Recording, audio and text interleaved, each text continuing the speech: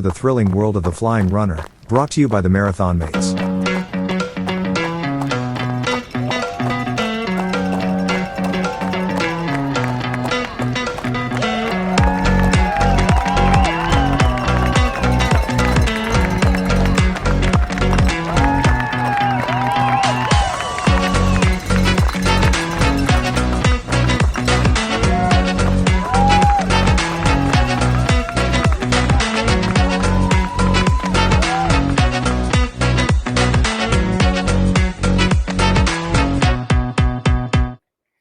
Hey there, runners. I'm Tony here from The Flying Runner, and welcome to Out and Back. Out and Back, the turnaround point for your weekly running journey.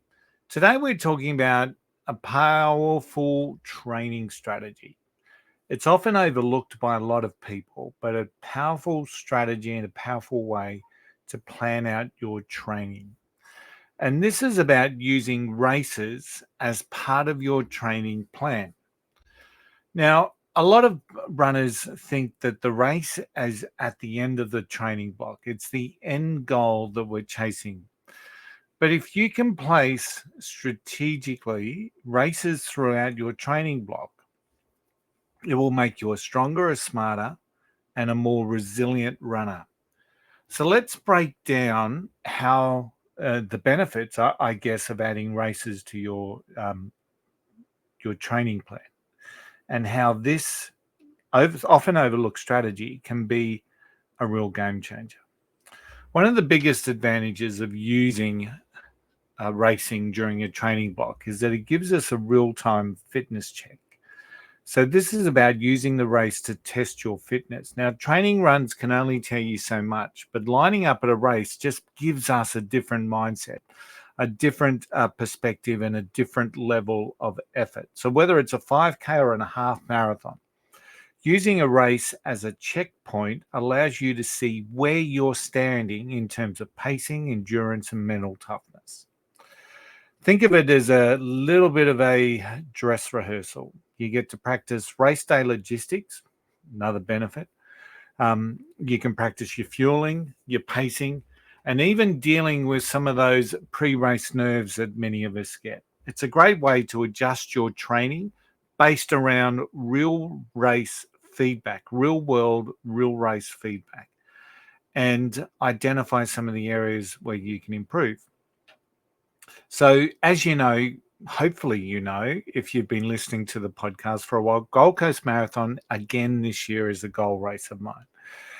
And along the journey, I've started my training block now, and I started it at the end of January. I've scheduled in the Run Army event here in Brisbane, which is a 10K. And I've also scheduled in the Brisbane Half Marathon as a race as part of that training block. So I've built those into my plan. And the idea there is to have a full-scale hit out and allow that full-scale hit out to test how I'm feeling, the progress within the training plan. So it's been set up strategically for me to give myself the best shot at succeeding at the Gold Coast Marathon. And I was able to do that because I know the advantage and the benefits of racing as part of your training.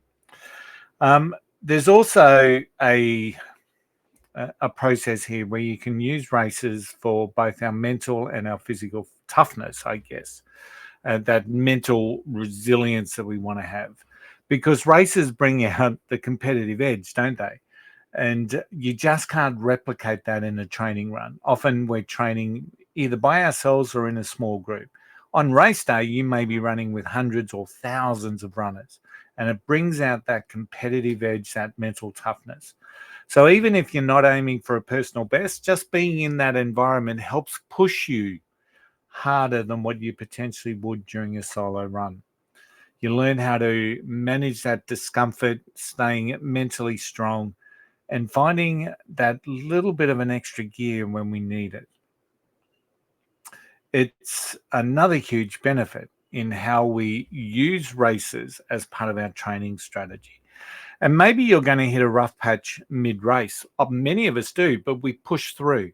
And that's actually going to build a little bit of confidence. Maybe the weather's not ideal.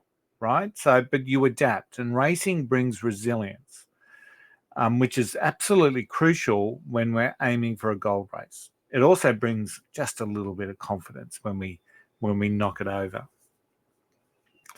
And I suppose step number 3, not every race needs to be a competitive race, right? Not every race needs to be that high pressure.